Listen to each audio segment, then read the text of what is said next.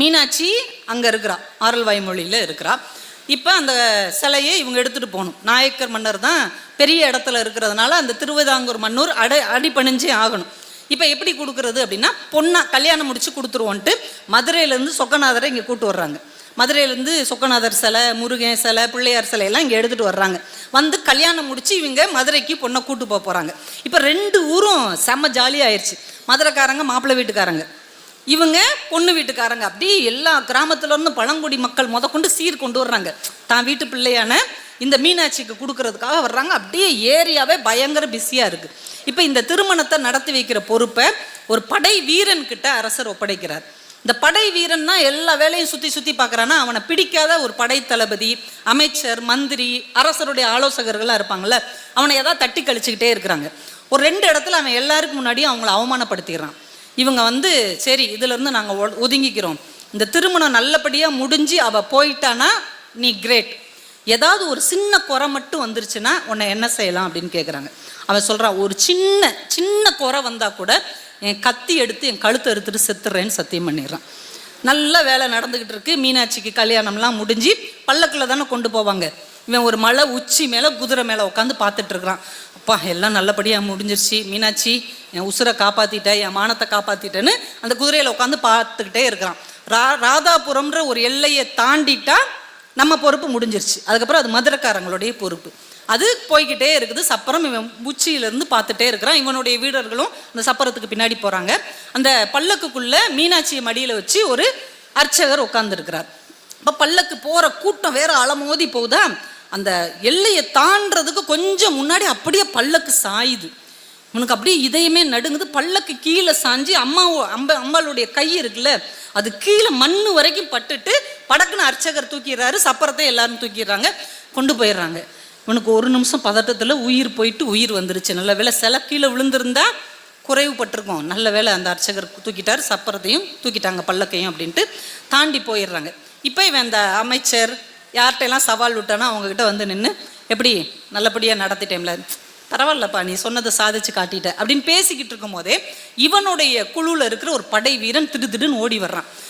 என்னடா இப்படி ஓடி வர்றேன்னு, நீங்கள் என்னங்க கையில் ஒரு வைர வளையல் வச்சுருக்கிறான், அம்பாளுடைய சிலை அப்படியே கீழே சாஞ்சிச்சுல, அப்போ கையில் இருந்த வளையல் கீழே விழுந்துருச்சு, நான் யாருக்கும் தெரியாமல் எடுத்துகிட்டு வந்துட்டேன், நல்ல வேலை நம்ம எந்த குறையும் இல்லாமல் தப்பிச்சோன்னு வளையலை கொடுக்குறான்.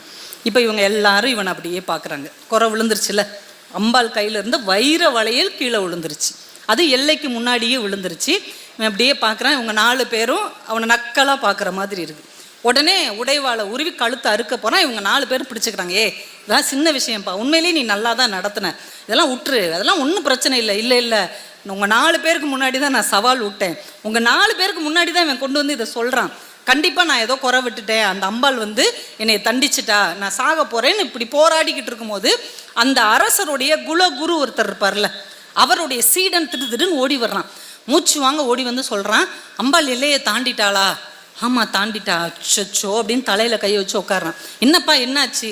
இல்லை குரு இப்போ தான் சொன்னார், நம்ம வீட்டில் இருக்கிற பொண்ணு நம்ம குடும்பத்துடைய ஐஸ்வர்யம், அது மீனாட்சி நம்ம நாட்டுக்கே ஐஸ்வர்யம், அவளை கல்யாணம் முடிச்சு அனுப்புகிறோன்னா அவகிட்ட இருந்து ஏதாவது ஒரு பொருளை நம்ம வாங்கி வச்சுக்கிட்டா தான் ஐஸ்வர்யம் குறையாமல் நம்ம வாழ முடியும், இல்லைன்னா எல்லாம் வலிச்சுட்டு போயிடும், எப்படியாவது அவள் வளையலையாவது மூக்குத்தியாவது ஏதாவது தோடையாவது வாங்கிருங்கன்னு சொன்னார், எல்லையை தாண்ட விட்டுட்டீங்களேன்னு அவன் அழுவான்.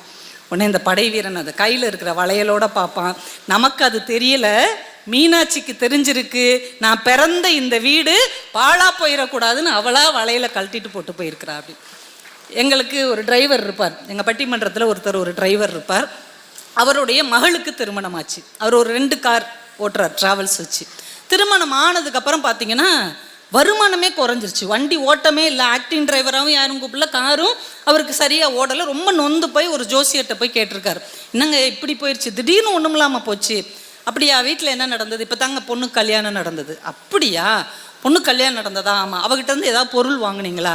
பொண்ணுக்கிட்ட யாருங்க பொருள் வாங்குவா, அவள் தானங்க நம்மகிட்ட வாங்கிட்டு போவா. அப்படி இல்லைங்க, நீங்கள் அவகிட்ட ஃபோனில் சொல்லிடுங்க, அடுத்த வெள்ளிக்கிழமை அம்மாவும் அப்பாவும் வருவோம், நீயா இஷ்டப்பட்டு உங்ககிட்ட இருக்கிற ஒரு தங்க பொருளை வீட்டுக்கு கொடுமா, அப்போ தான் ஐஸ்வர்யம் திரும்ப வரும்னு அவகிட்ட சொல்லுங்க, அவள் ஏதாவது ஒன்று தருவா, அதுக்கப்புறம் எல்லாம் சரியாயிரும்ன்றிருக்காங்க.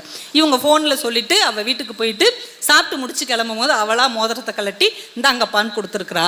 வந்த அடுத்த வாரத்திலிருந்து எல்லா பிரச்சனையும் சால்வ் ஆகி மறுபடியும் அவருக்கு நல்ல வருமானம் கிடைச்சதுன்னு அவர் சொல்லும்போது நான் குமரி துறவி என்கின்ற கதையைத்தான் நினைத்தேன். பெண் குழந்தை வீட்டை விட்டு போவது ஐஸ்வர்யம் போவது போல, ஆனால் அவங்களா மனசார ஒரு பொருளை கொடுத்து விட்டு போனார்கள் என்றால் அந்த வீடு அதே ஐஸ்வர்ய செழிப்போடு இருக்கும் என்பதை இந்த கதை சொல்லும்போது நான் ரொம்ப ஆச்சரியப்பட்டேன். எவ்வளோ நம்ம மனசுக்குள்ள ஒரு ஆச்சரியத்தையும் ஒரு அற்புத உணர்வையும் தரக்கூடியது இந்த நாவல் என்கின்ற அற்புதமான விஷயம். அதனால இதை நம்ம என்னைக்குமே மறந்துடக்கூடாது.